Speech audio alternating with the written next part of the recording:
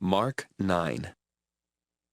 I promise you that some of the people standing here will not die before they see God's kingdom come with power.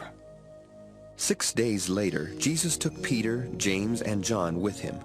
They went up on a high mountain where they could be alone. There, in front of the disciples, Jesus was completely changed, and his clothes became much whiter than any bleach on earth could make them. Then Moses and Elijah were there talking with Jesus. Peter said to Jesus, "Teacher, it is good for us to be here. Let us make 3 shelters, one for you, one for Moses, and one for Elijah." But Peter and the others were terribly frightened, and he did not know what he was talking about. The shadow of a cloud passed over and covered them. From the cloud a voice said, "This is my son, and I love him. Listen to what he says." At once the disciples looked around, but they saw only Jesus. As Jesus and his disciples were coming down the mountain, he told them not to say a word about what they had seen until the Son of Man had been raised from death. So they kept it to themselves. But they wondered what he meant by the words, "raised from death." The disciples asked Jesus, "Don't the teachers of the law of Moses say that Elijah must come before the Messiah does?" Jesus answered, Elijah certainly will come to get everything ready. But don't the scriptures also say that the Son of Man must suffer terribly and be rejected? I promise you that Elijah has already come, and people treated him just as they wanted to, as the scriptures say they would.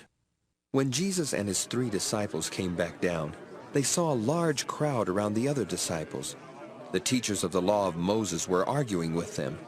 The crowd was really surprised to see Jesus, and everyone hurried over to greet him. Jesus asked, "What are you arguing about?"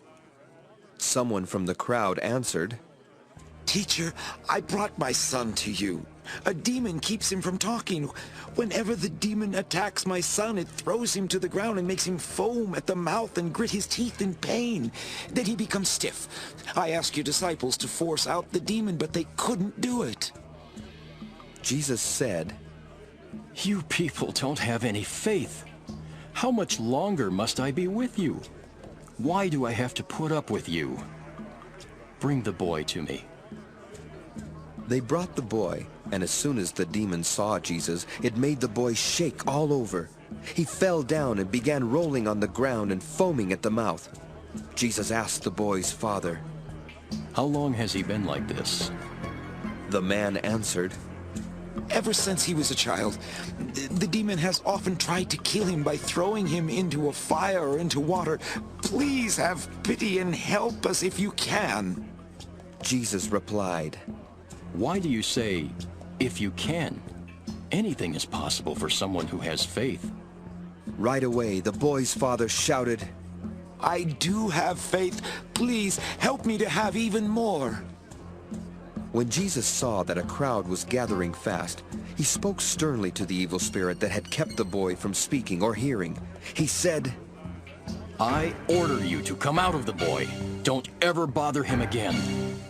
The spirit screamed and made the boy shake all over. Then it went out of him. The boy looked dead, and almost everyone said he was. But Jesus took hold of his hand and helped him stand up. After Jesus and the disciples had gone back home and were alone, they asked him, Why couldn't we force out that demon? Jesus answered, Only prayer can force out that kind of demon. Jesus left with his disciples and started through Galilee. He did not want anyone to know about it because he was teaching the disciples that the Son of Man would be handed over to people who would kill him. But 3 days later, he would rise to life. The disciples did not understand what Jesus meant, and they were afraid to ask. Jesus and his disciples went to his home in Capernaum. After they were inside the house, Jesus asked them, What were you arguing about along the way? They had been arguing about which one of them was the greatest, and so they did not answer. After Jesus sat down and told the 12 disciples to gather around him, he said, If you want the place of honor, you must become a slave and serve others. Then Jesus had a child stand near him, He put his arm around the child and said, When you welcome even a child because of me, you welcome me. And when you welcome me, you welcome the one who sent me. John said, Teacher, we saw a man using your name to force demons out of people, but he was not one of us, and we told him to stop. Jesus said to his disciples, Don't stop him. No one who works miracles in my name will soon turn and say something bad about me. Anyone who is not against us is for us. And anyone who gives you a cup of water in my name, just because you belong to me, will surely be rewarded. It will be terrible for people who cause even one of my little followers to sin. Those people would be better off thrown into the ocean with a heavy stone tied around the neck. So if your hand causes you to sin, cut it off. You would be better off to go into life crippled than to have two hands and be thrown into the fires of hell that never go out. If your foot causes you to sin, chop it off. You would be better off to go into life lame than to have 2 feet and be thrown into hell. If your eye causes you to sin, get rid of it. You would be better off to go into God's kingdom with only 1 eye than to have 2 eyes and be thrown into hell. The worms there never die, and the fire never stops burning. Everyone must be salted with fire. Salt is good, but if it no longer tastes like salt, how can it be made salty again?